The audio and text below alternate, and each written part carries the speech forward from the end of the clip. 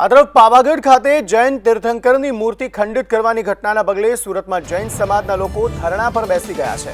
જૈન સમાજના લોકોએ આ ઘટનાનો ઉગ્ર વિરોધ નોંધાવ્યો છે અને જૈન મુનિઓ પણ વિરોધમાં જોડાયા છે। મોટી સંખ્યામાં જૈન સમાજના લોકો કલેક્ટર કચેરીએ એકત્ર થયા હતા।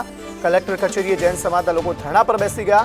હાથમાં બેનર અને પ્લેકાર્ડ સાથે જૈન સમાજના લોકોએ વિરોધ નોંધાવ્યો હતો તેમજ તંત્રને આવેદનપત્ર પાઠવી આરોપી સામે કડક કાર્યવાહી કરવાની પણ માંગ કરવામાં આવી હતી। સુરત કલેક્ટર કચેરીમાં જૈન સમાજ દ્વારા વિરોધ કરવામાં આવી રહ્યો છે। જૈન સમાજના મહારાજ સાહેબ પણ વિરોધમાં જોડાયા।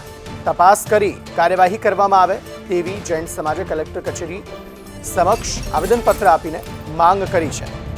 રાત્રિના સમયે કલેક્ટર કચેરી ખાતે આ રીતે વિરોધ દર્શાવવામાં આવ્યો હતો અને આ સમગ્ર મામલે તપાસ હાથ ધરવામાં આવે અને અસામાજિક તત્વો વિરુદ્ધ કાર્યવાહી કરવામાં આવે તેવી માંગ કરવામાં આવી છે। પાવાગઢમાં જૈન તીર્થંકરોની જે મૂર્તિ છે તેને ખંડિત કરવામાં આવી છે અને મૂર્તિ ખંડિત કરાતા હવે જૈન સમાજમાં ભારે રોષની લાગણી જોવા મળી રહી છે। મનીષ પરમાર આ અંગે વધુ માહિતી આપી રહ્યા છે। મનીષ, આ સમગ્ર મામલે શું વધુ વિગતો ને હાલ હવે સમાજ જે જૈન સમાજના જે તીર્થંકરોની સાથે જે મૂર્તિ ખંડિત કરાય છે તે મામલામાં જે લોકો કલેક્ટર કચેરીએ આવ્યા હતા તે લોકો હવે શું કહી રહ્યા છે? જી બિલકુલ, વાત કરીએ જે રીતના પાવાગઢમાં જૈન મૂર્તિ ખંડિત કરવામાં આવી હતી ત્યારે ગુજરાતભરમાં આનો વિરોધ દર્શાવવામાં આવ્યો હતો ત્યારે સુરતમાં પણ કલેક્ટર કચેરી ખાતે મોટી સંખ્યામાં જૈન સાધુઓ છે તેને વિરોધ દર્શાવ્યો હતો। અત્યારે પણ જે વિરોધ છે તે યથાવત છે, પરંતુ જે કહેવાય કે જૈન સમર્થકો છે તે મોટી સંખ્યામાં આ પ્રમાણે કલેક્ટર કચેરી આવી પહોંચ્યા છે અને ન્યાયની માંગ કરી રહ્યા છે। પોસ્ટર બેનરો હાથમાં રાખીને વિરોધ કરી રહ્યા છે કે જે ગુનેગારો છે, જે અસામાજિક તત્વ છે તેના વિરુદ્ધમાં કડકમાં કડક કાયદેસરની કાર્યવાહી કરવામાં આવે। ત્યારે જૈન સમાજના અગ્રણી છે તેમની સાથે વાત કરીશું આપણે। સાહેબ, અત્યારે કઈ પ્રકારનો વિરોધ છે તમારો? અમારો સંપૂર્ણ વિરોધ ફક્ત અહિંસક હોય છે।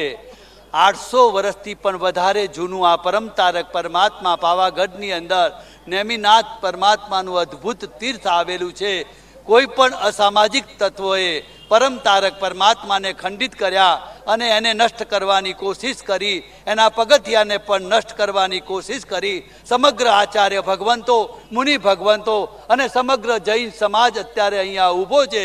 સત્વરે રાજ્યના મુખ્યમંત્રી, રાજ્યના ગૃહમંત્રી અને દેશના વડાપ્રધાન શ્રી નરેન્દ્રભાઈ મોદી અને ક્યાંય પણ આના જો પગલાં સત્વરે નહીં લેવામાં આવે તો દેશના રાષ્ટ્રપતિને પણ જાણ કરવામાં આવશે।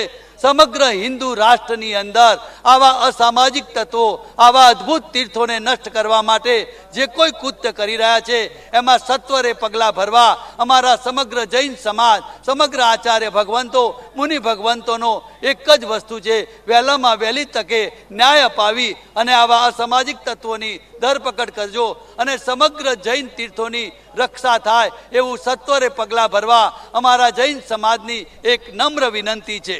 કોણ છે આ અસામાજિક તત્વ? કોણ છે?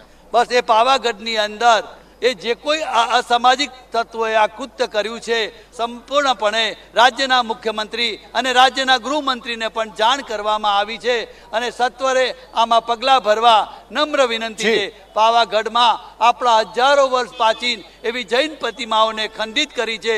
જાગો જૈન જાગો, આપણા હિન્દુ રાષ્ટ્રની અંદર રામ પણ જોઈ શકાય છે અત્યારે આ રીતના હાથમાં બેનરો, પોસ્ટરો લગાવીને કલેક્ટર કચેરી ખાતે મોટી સંખ્યામાં જૈન સમર્થકો અત્યારે ન્યાયની માંગ સાથે અત્યારે જે કહેવાય કે વિરોધ કરી રહ્યા છે અને સાથે જ કહી રહ્યા છે કે જ્યાં સુધી અસામાજિક તત્વ પર કાયદેસરના પગલાં નહીં ભરવામાં આવે ત્યાં સુધી તેઓ આ જગ્યા પરથી હટશે નહીં। જી આભાર સમગ્ર માહિતી આપવા માટે।